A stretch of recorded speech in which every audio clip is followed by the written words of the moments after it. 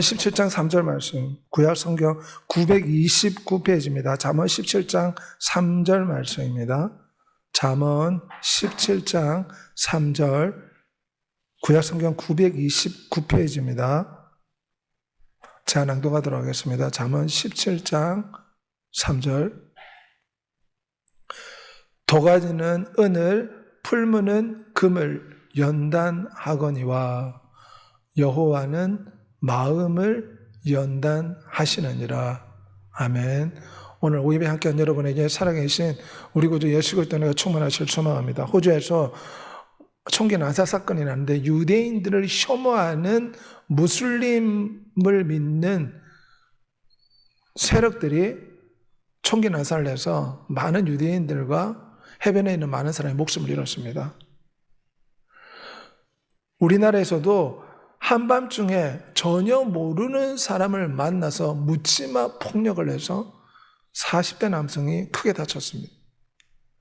오늘 이 시대에 사람들이 자기의 마음을 제어를 하지 못하고 다스리지 못해서 이 격전과 이 폭행 사건이 끊임없이 일어나고 있습니다.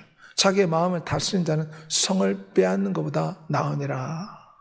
이 시대에 마음의 장애를 가지고 사람들이 살아갑니다. 왜냐하면 세상 신이 믿지 않는 자들의 마음을 지금 혼미하게 하고 있기 때문입니다.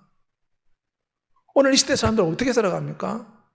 스마트폰과 유튜브와 24시간 나오는 케이블 TV 앞에 나와서 세상 유혹에, 세상 문화에 깊이 빠져 살아가고 있습니다.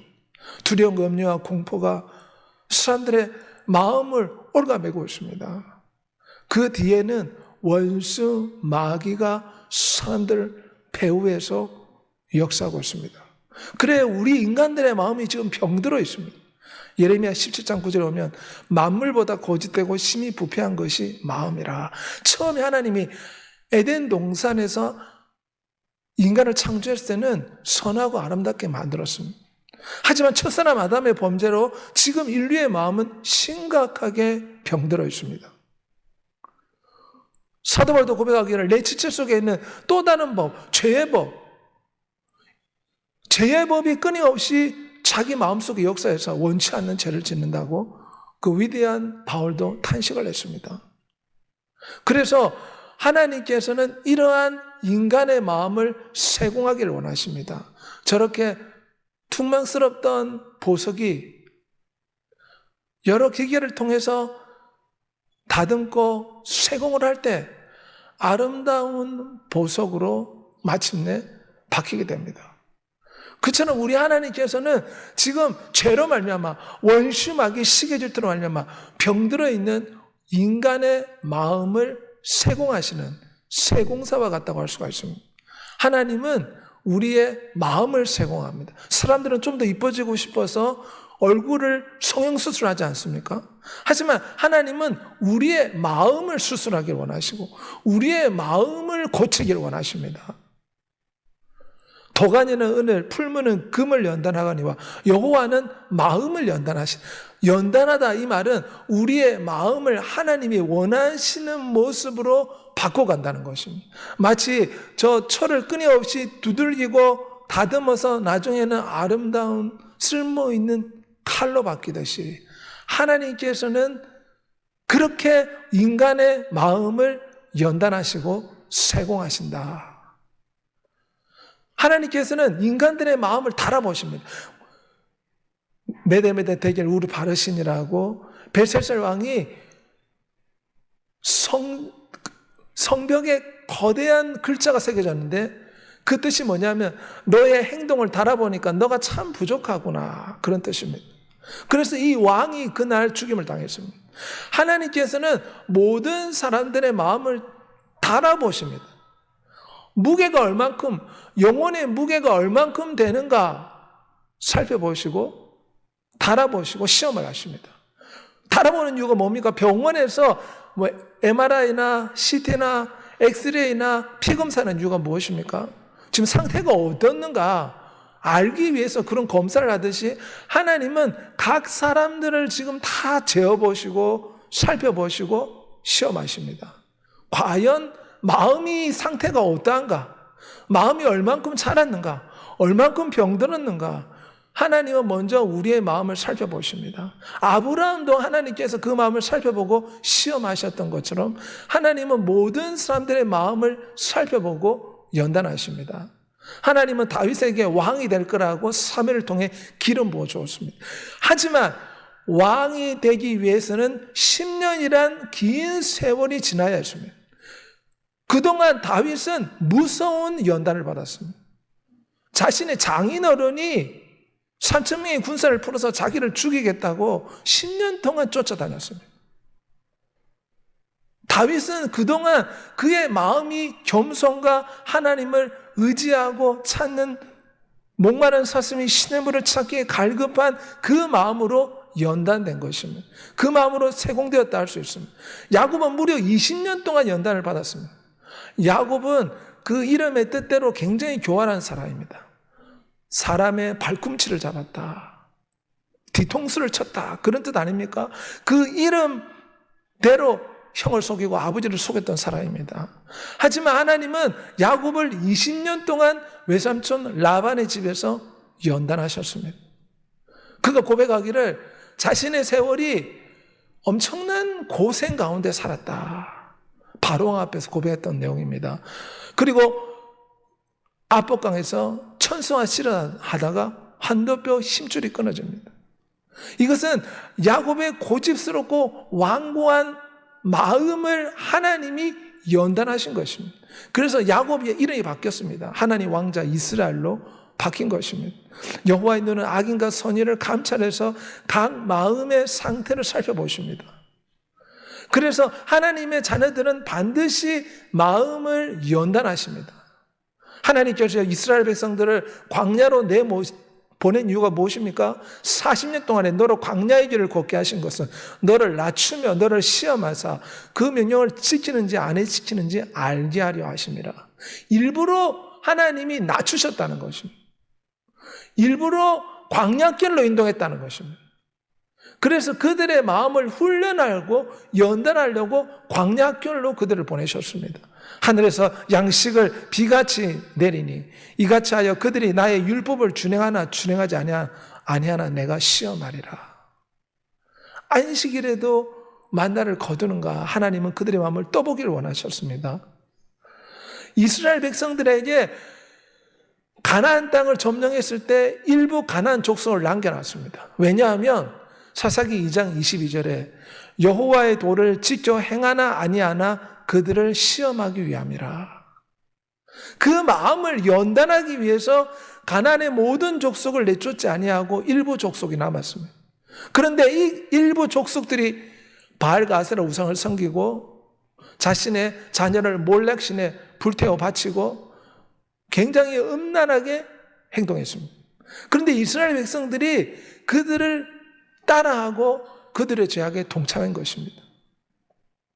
하나님께서는 사람들의 마음을 시험하시고 연단해서 결국은 아름답게 마음을 세공하기를 원하십니다. 주께서 우리를 시험하시되 우리를 단련하시를 은을 단련함 같이 하셨나이다.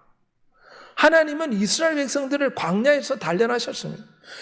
그래서 그들이 원망 불평했을 때 불뱀을 보내서 징계하였습니다. 그들은 광야에서 먹을 것이 없었기 때문에 하늘의 만나만 의지해 살았습니다.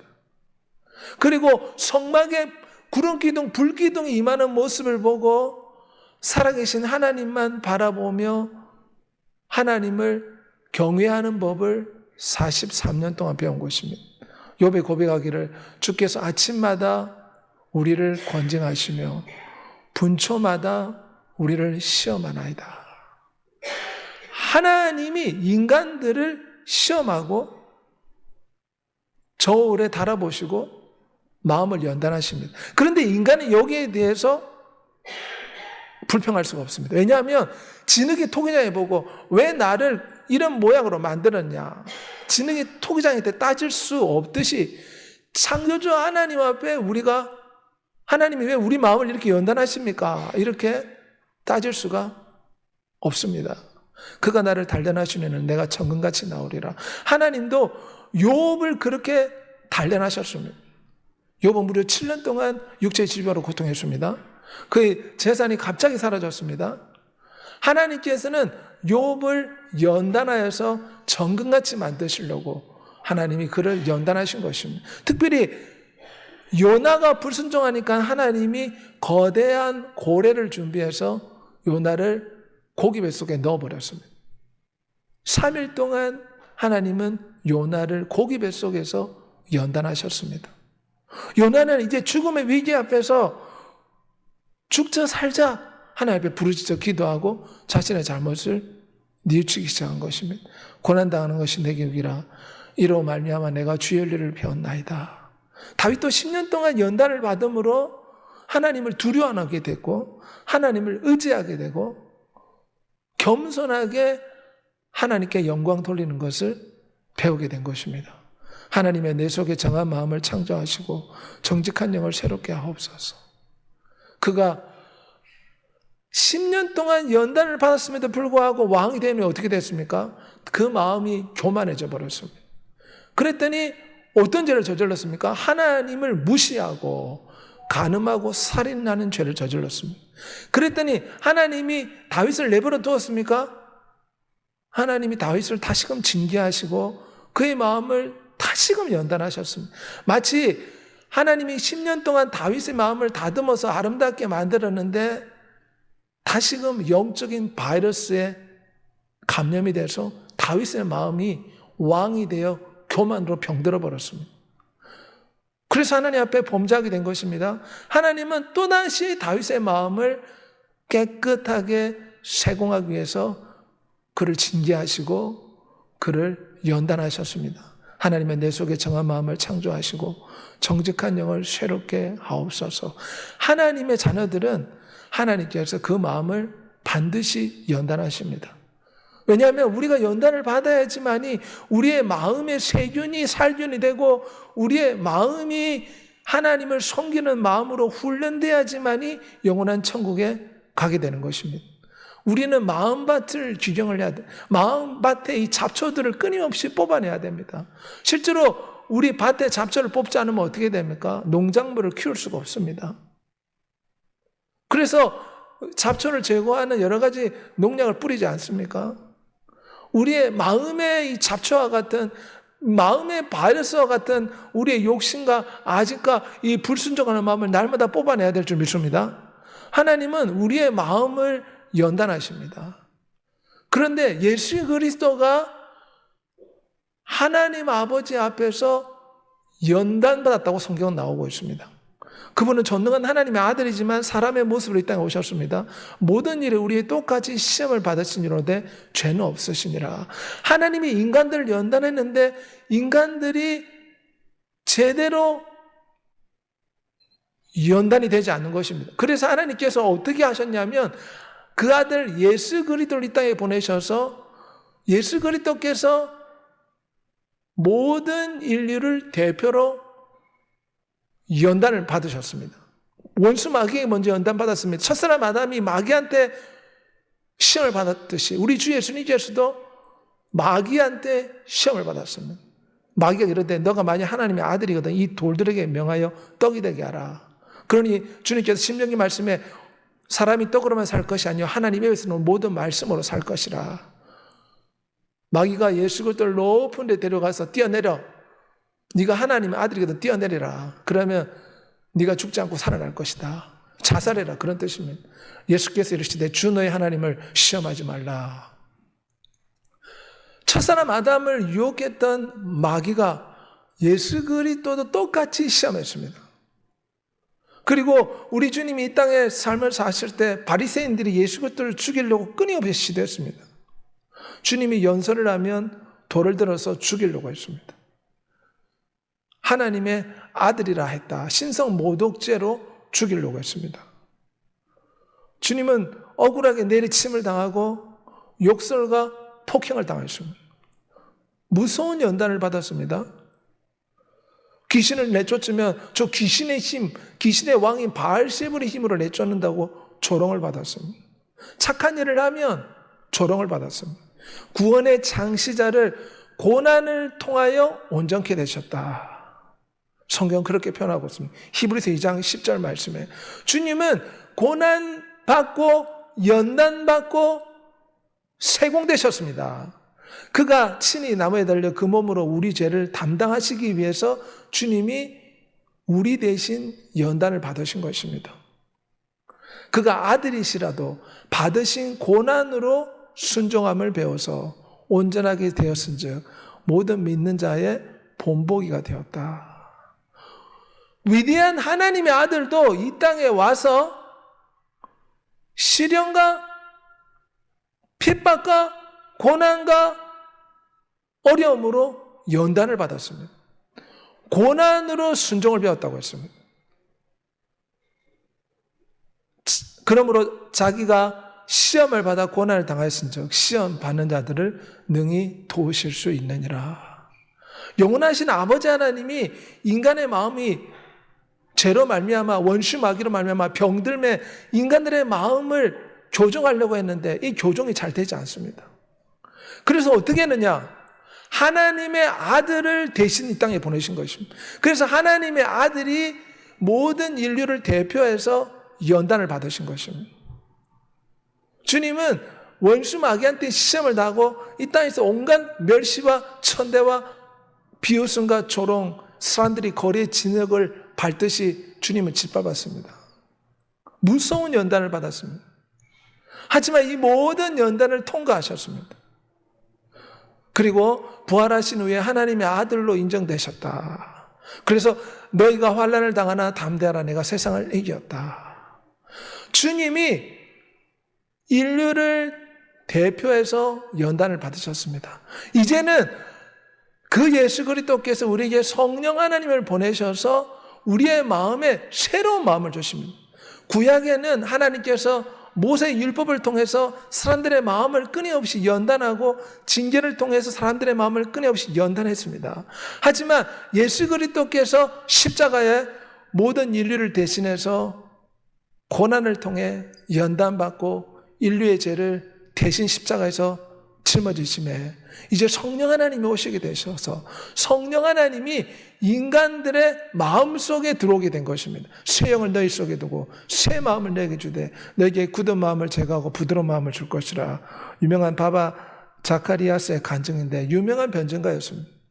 고집센 사람이었는데 예수 그리스도를 만나고 새로운 생각, 새로운 마음이 들어와 예수 그리스도를 전하는 전도자의 삶으로 인도해서 완전히 변화된 삶을 살았던 사람입니다. 성령 하나님이 오시면 이제 사람들에게 새로운 마음, 새로운 생각, 새로운 정신을 불어넣어 주신다고 약속하십니다. 우리를 권하시되 그의 국률하심을 따라 중생의 시선과 성령의 새롭게 하심으로 하셨다. 이제 하나님께서 하나님의 자녀를 연단하시는데 구약의 방법과 다르게 성령 하나님을 통해서 우리를 변화시키십니다. 이제 예수 그리스도를 믿는 모든 성도들에게 성령 하나님을 보내주셔서 성령 하나님이 우리와 늘 함께 동행하십니다. 성령 하나님이 우리를 변화시켜 주십니다. 성령 하나님이 우리를 인도해 주십니다. 예전에는 우리의 힘으로 우리의 마음을 세공하고 바꾸려고 했지만 잘 되지 않았습니다. 그런데 이제 성령 하나님이 모든 믿는 자 속에 오셔서 도우미가 되고 어머니가 되고 우리의 돌보미가 되고 우리의 보혜사가 되어서 끊임없이 우리의 마음을 교정하고 변화될 수 있도록 도와주시게 된 것입니다. 성령 하나님 우리에게 인치시고 보증으로 우리의 마음에 오셨다. 성령도 우리의 삶을 도우시나니 말할 수 없는 탄식으로 우리를 위해서 간구하신다고 했습니다. 그러므로 이제 우리의 마음이 어떻게 하나님 앞에서 세공되고 변화됩니까? 성령의 충만을 구해야 됩니다. 예전에는 내 힘으로 내 자신을 바꾸려고 했는데 되지 않았습니다. 내가 내 자신을 바꿔보려고 했지만 작심삼일입니다. 어제는 하나님을 잘 믿은 것 같아요. 오늘은 타락하는 우리의 모습.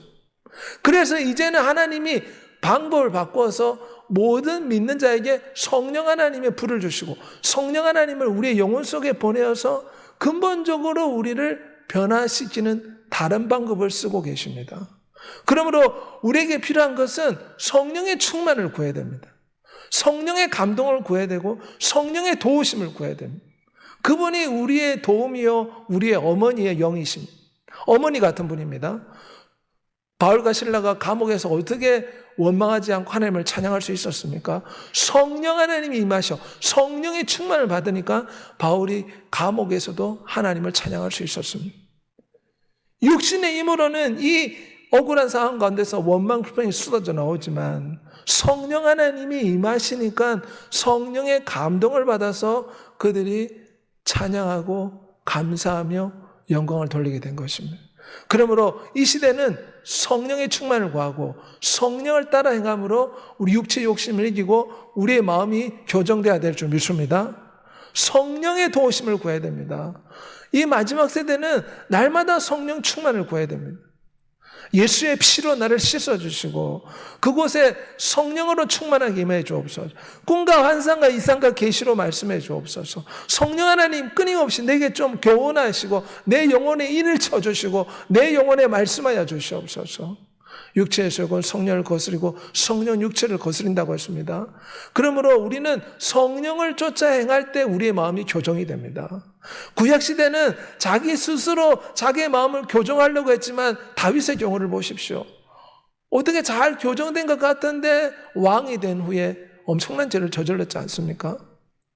그러므로 이 시대는 늘 성령 하나님을 끊임없이 간구하고 성령 하나님을 끊임없이 갈망하고 성령 충만을 날마다 구해야 됩니다. 육신의 생각은 하나님과 원수가 되나니 육신의 인자들은 하나님을 기쁘시게 할 수 없습니다. 이 시대에 우리의 마음이 교정되는 방법은 성령의 충만함 받고 성령의 인도를 받는 것입니다.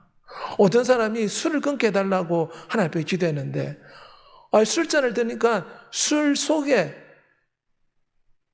아주 가느다란 뱀들이 수백 마리가 들어있었다고 합니다.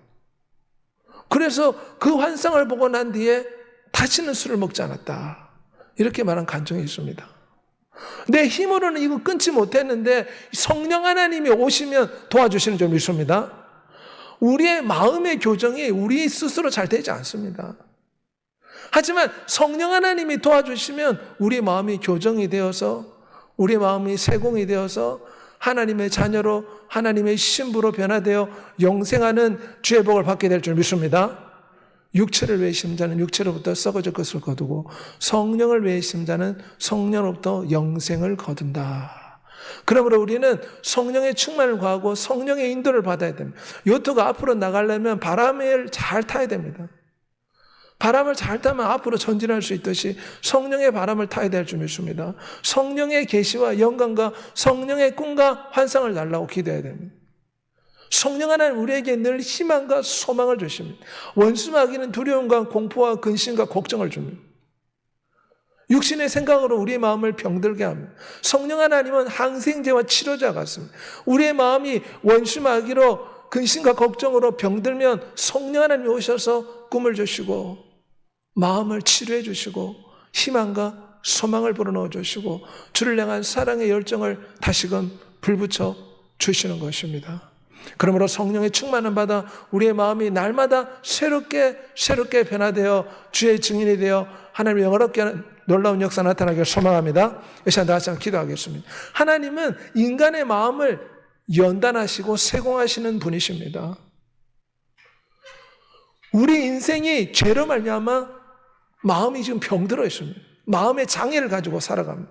하지만 인간의 힘으로 인간의 능으로 이 마음을 제대로 바꿀 수가 없습니다. 그래서 위대한 하나님의 아들이 인류를 대표해서 대신 시련과 고통과 십자가를 통해 연단 받으셨습니다. 이제 성령 하나님을 보내주셔서 성령 하나님을 통해서 우리의 마음이 보다 쉽게 교정되게 된 것입니다. 이제는 성령의 인도를 받고 성령의 충만을 받아 우리의 마음이 신부의 마음으로 하나님 원하시는 마음으로 날마다 변화되고 세공되고 장성한 분량으로 자라간 역사에 있게 해달라고 이 시간 다 같이 기도하겠습니다. 은혜의 수단인 기도와 말씀과